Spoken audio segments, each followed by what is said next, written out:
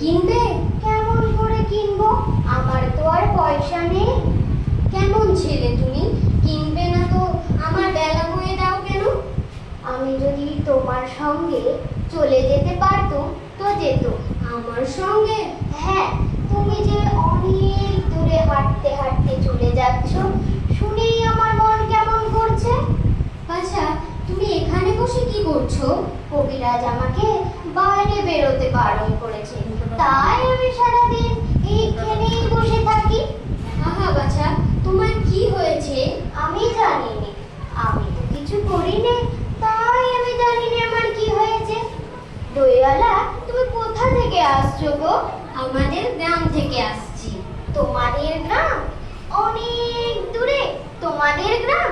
আমাদের গ্রাম সেই পাঁচমোড়া পাহাড়ের তলায় শ্যামলী নদীর ধারে। পাঁচমুড়া পাহাড়, শ্যামলী নদী, কি জানি, হয়তো দেখেছি তোমাদের গ্রাম, কিন্তু আমার ঠিক মনে পড়ছে না। তুমি দেখেছো? পাহাড়ের তলায় কোনোদিন গিয়েছো নাকি?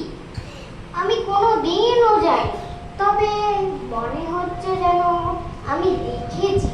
সে অনেক কালের আগে বড় বড় গাছের তলায় তোমাদের গ্রাম, একটা লাল রঙের রাস্তার ধারে না? ঠিক বলেছো বাবা। পাহাড়ের গায়ে গায়ে সব গরু চড়ে বেড়াচ্ছে। কি আশ্চর্য, ঠিক বলেছো। আমাদের গ্রামে গরু চড়ে বয় কি, খুব চলে। মেয়েরা সব নদী থেকে জল তুলে কলসি মাথায় নিয়ে যাচ্ছে, লাল রঙের শাড়ি পরে।